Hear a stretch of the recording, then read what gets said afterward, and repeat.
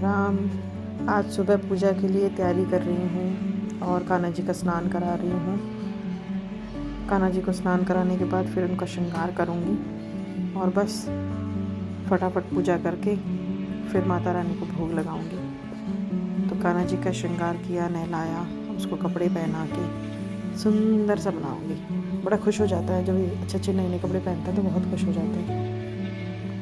इतना प्यारा है श्रृंगार के तेरी ले नजर उतार, इतना प्यारा है। जितने भी लोग हैं ना कृष्ण भक्ति से जुड़े हुए हैं, मैंने ना अक्सर ये पाया है कि उनके अंदर एक अलग जुनून पैदा हो जाता है जब हम अपने प्रभु से जुड़ जाते हैं किसी भी कारणवश या किसी के भी थ्रू। मैं मेरे ताऊजी हैं, मैं उनके थ्रू यहाँ जुड़ी थी। मेरे बड़ी मम्मा जो हैं वो मुझे पहली बार वृंदावन लेके गए थे, तो मैं उनके साथ परिक्रमा करके आई। उसके बाद मुझे ये इतना ज़्यादा मैं वहाँ प्रभावित हुई कि उसके बाद मैं कभी जीवन में मैंने इनके अलावा मैं आगे बढ़ ही नहीं पाई।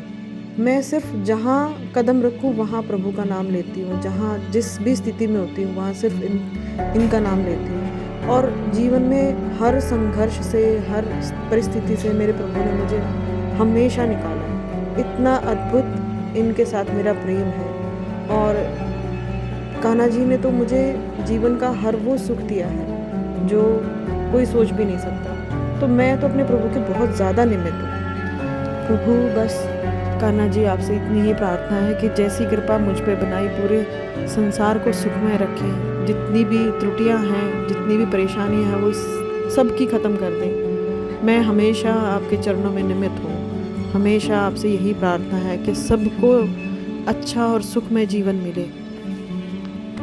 ओम नमः शिवाय, ओम नमः शिवाय, ओम नमः शिवाय, ओम नमः शिवाय, ओम नमः शिवाय, ओम नमः शिवाय। मैं जब भी कान्हा जी का श्रृंगार कर रही होती हूँ ना, तो मैंने अक्सर पाया है कि ना ये अपनी पसंद के कपड़े खुद चूज़ करवा लेते हैं कि भाई आज मैं ये वाले ही कपड़े पहनूंगा, ऐसा वाला ही श्रृंगार कराऊंगा। मैं कई बार जैसे ज़बरदस्ती जल्दी जल्दी में कुछ पहनाने की कोशिश करती हूँ ना, तो कभी नहीं वो वाले कपड़े पहनते जो इनका मन नहीं होता, जो इनकी इच्छा नहीं होती। अगर मैंने जैसे मान लो आज अगर इनका येलो पहनने का मन है और मैंने निकाल लिया ग्रीन, तो वो ग्रीन वाले कपड़े मैं पहना ही नहीं पाऊँगी, रीज़न चाहे कुछ भी हो।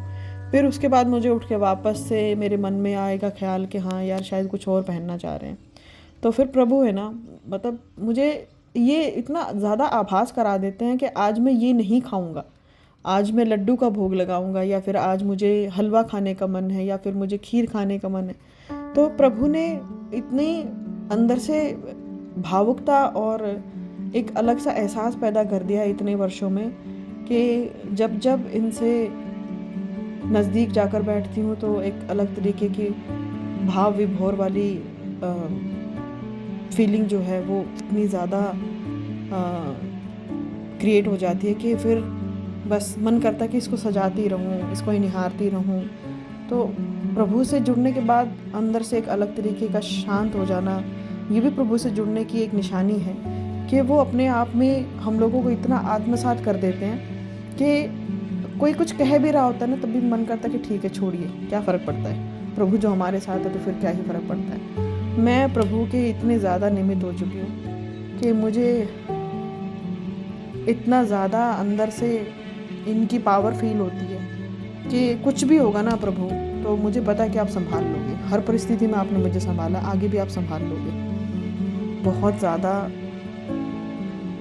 ज़्यादा मैं अपने प्रभु के प्रति बहुत ज़्यादा विस्मृत हूँ। इन्होंने मुझे जीवन में सब कुछ इतना आत्मसात करने के लिए हमेशा मेरा सहयोग किया है।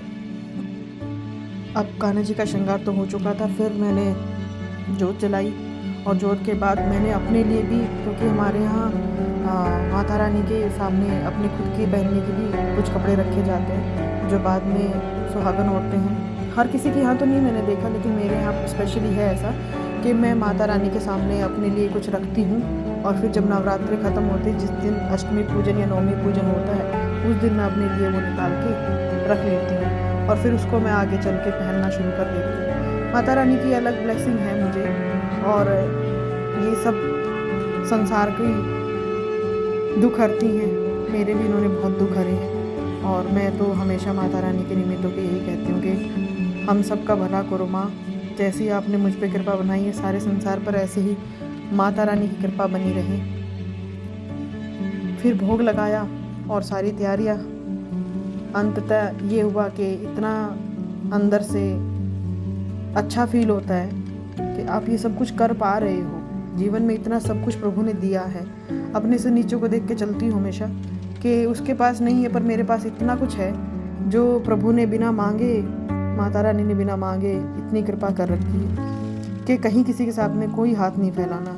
और प्रभु ने 2 वक्त की रोटी इतनी सुकून के साथ दी हुई है, बहुत ही अच्छा फील है। जय हो मेरी मैया रानी, जय हो कृष्ण कन्हैया।